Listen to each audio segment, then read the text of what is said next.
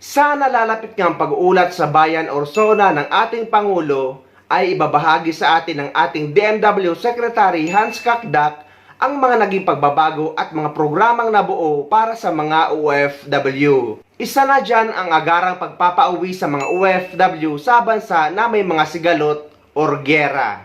At sa mga nangangailangan ng repatriation, lalo na sa mga distressed OFW at marami pang iba. Mga kababayan, 21 days na lamang at mag-uulat muli sa bayan si Pangulong Ferdinand R. Marcos Jr. Pero bago yan, alamin natin ang mga resibo ng serbisyo ng Pangulo. Ayan ay sa espesyal na edisyon ng Bagong Pilipinas Ngayon at ang unang sumalang sa paghimay ng mga yan ay si DMW Secretary Hans Leo Kakdak. Ang kanyang mga inilatag, alamin natin sa sentro ng balita ni Luisa Erispe. Yes, Luisa. Angelic, Hulyo na nga at isa sa inaabangan ngayong buwan ay ang pag-uulat sa bayan ni Pangulong Ferdinand R. Marcos Jr. Inaasahan naman ni isa rin o isa sa ibibida niya at ipagmamalaki ng Pangulo ay ang sa kanyang State of the Nation address ay ang pagpapahalaga sa kapakanan ng ating mga overseas Filipino workers. Isang taon mula nang huling magsona si Pangulong Marcos, iginiit ng Department of Migrant Workers na marami na ang mga naging pagbabago at mga programa na binuo ang pamahalaan para sa mga OFWs. Unang-una na rito ang pagbibigay proteksyon sa mga OFWs. Ayon kay Migrant Workers Secretary Hans Leo Kakdak, nagtulong-tulong na ang DMW, DOLE, DOH at iba pang mga departamento para maproteksyonan ang mga OFWs lalo na sa proseso ng repatriation kapag may gulo sa ibang bansa. Isa nga sa naging halimbawa pa ng kalihim ay ang mabilisang pagpapauwi sa mga Pilipino noong panahon ng gera sa Sudan at pati na rin sa Israel. Narito ang pahayag ni Secretary Kakdak. All told, consolidated ang emergency response. And of course, equally important, yung forces or should I say services on the ground. So together with the DFA, Sec. Ricky Manalo and his team and our migrant workers offices in 39 posts, nandun ang emergency interventions natin, OWA welfare officers. Yung action fund, that had been disbursed. Nearly ₱1 billion disbursements ng Action Fund that had aided at least 52,000 workers. Angelic, ang ginagamit naman na pondo para dito ay ang Action Fund na binabanggit nga ni Secretary Kakdak na inilaan naman ng Pangulo para aksyonan ang dulog ng mga OFWs.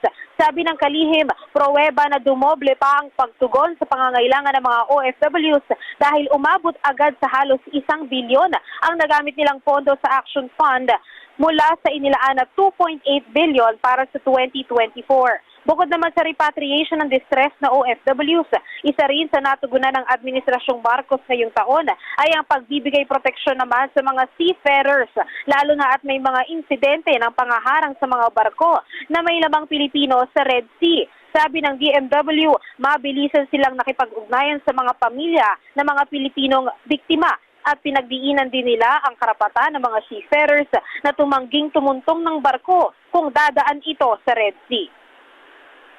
Patuloy ang sigalot. That's why at the DMW, we also spearheaded the effort to declare that area as a warlike area zone. Secretary, you mentioned only 78 has refused so Yes. far. Ibig pong sabihin nito, despite what's going on, marami pa rin po sa ating mga Filipino seafarers are willing to pass these sinasabi niyong warlike areas. Marami pa rin. One reason could be yung hazard rates, no? Double ang sweldo. But we are really not considering itong mga hazard rates as a foremost policy approach dito, no? Kasi yung sweldo, pumapangalawa lang yan sa kanilang protection. But that could be one reason. But also, as I mentioned, yung global seafaring tradition, there is also the time-honored freedom to navigate, both on the part of ship owners and seafarers, is still being recognized. At sinasabi natin na, sige, kinikilala yan, pero dapat merong proteksyon. Samantala, Angelique, marami pang programa ang DMW nitong nagdaang isang taon ng Pangulo, kabilang na ang reintegration program na mas pinag-igting pa ngayon ng DMW. Bago lumabas ng bansa, may mga training na ginagawa ang ahensya sa mga OFWs para sa financial literacy at iba pa. At pagdating din sa Pilipinas, para naman sa mga balikbayan nating OFWs, ay may reintegration program din na nagtutulong-tulong naman ang iba't ibang mga ahensya ng gobyerno. Katunayan, dito ay maaalok ng trabaho na maging isang guro pagdating sa Pilipinas ang mga overseas Filipino workers na bumabalik ng bansa. Sa Pilipinas, ikaw ang mama at sir kasi doon, kung sila ay domestic worker, ang sir yung employer. Pero pagdating dito, sila ang sir at ma'am dahil teacher sila. So that's one program that we are proud of.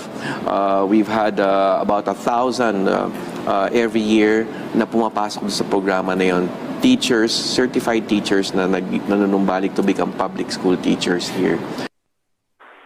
Isa rin naman sa may pagmamalaki ng DMW ang mas pinalakas na pagsugpo nila sa mga illegal recruitment firms. Sabi ni Kakdak, mula sa 7 noong 2023 na yung unang 2 quarter pa lang ng 2024 ay nakalabing isa na agad ang napasara ng DMW na illegal recruitment.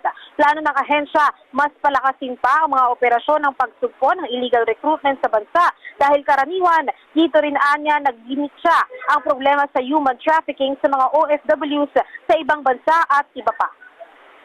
The recruitment and trafficking efforts. SecToots herself, anti-trafficking advocate. And ako naman din galing akong POEA. So actually doon kami naging close si SecToots ng mga panahon na yun. Ano? But ang effort natin, una, ang magandang balita, maybe just about a week ago, we retained our Tier 1 categorization sa U.S. State Department Anti-Trafficking in Persons report, maybe for the 8th consecutive year. And that's good kasi that means the Marcos administration for the 3rd consecutive year has maintained the status. No? Meaning, we have the policies to combat anti-trafficking. Angelique, dahil nga isa naman sa naging prioridad ng Pangulo nang unang humarap siya sa taong bayan noong 2022 ay ang kapakanan ng mga overseas Filipino workers, inaasahan na sa susunod nga na SONA ng Pangulo sa July 2022 ay mababanggit nga ang mga naging pagbabago at mga programa ng pamahalaan para sa ating mga balikbayan o kahit mga OFW. Napakaganda talaga ang tugon ng DMW at ng OWA para sa mga OFW na nasa bansa na may gera, kalamidad, lalo sa tandem ni DMW Secretary Hans Kakdak at ni OWA Admin Arnel Ignacio. Eto na lang din po sana ang madagdag sa mga accomplishment nyo. Dahil hanggang ngayon ay napakarami pa rin mga OFW ang namumroblema at nagbabahagi ng kanilang karanasan noong nag-for good sila sa Pilipinas sa sobrang tagal nilang pagtatrabaho sa kanilang employer. Dahil umuwi daw sila na walang nakuha or walang binigay na end of service benefits ang kanilang mga employer. Ni piso daw ay walang ibinigay. At yung ibang mga employer daw ay nagpapahati pa sa kanilang worker or OFW para sa kanilang plane ticket. Maganda po sana na kapag magdi-deploy ng OFW papunta sa ibang bansa, lalo na ng mga household workers, ay binabanggit ng mga agency, ng OWA, ng DMW sa mga employer ang mga benepisyo na dapat nakukuha ng mga OFW. Lalo na kapag nakatapos ng kontrata at kapag nakapagtrabaho sila ng napakatagal at nagdesisyon na mag-for good na. Dahil kawawa naman po ang mga OFW na nagtrabaho ng 5 taon, 10 taon at yung iba ay lampas pa ng 20 years, ngunit nung nag-for good sila ay wala silang nakuha. At kagaya nga ng nasabi natin kanina na yung ibang mga employer ay nagpapahati pa sa bayad para sa plane ticket ng OFW na dapat ay shoulder nila.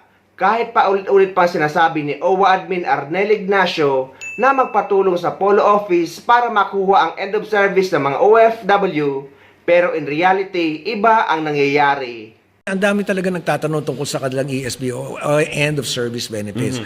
Para mas matulungan kayo, again, we have offices all over the world. If you're in Saudi Arabia, we have 3 offices there in Riyadh, Jeddah, and Al-Kubar. Sa Kuwait, meron tayo. Usually ito yung mga questions dito Bahrain, meron tayo na ganyan. Kung ayaw ibigay sa inyo, humingi kayo ng tulong sa ating mga offices, DMW and OWA. Kukomputin nila yan. And then, pupuntahan natin yung mga employer para makuha nyo yung inyong end of service benefits. Hindi lang naman din po kasi ang mga distressed OFW ang nangangailangan ng tulong, kundi pati ang mga OFW na nagtrabaho ng napakatagal sa kanilang employer na gusto lang makuha ang benepisyo na nararapat sa kanila. Yun lamang po at maraming salamat.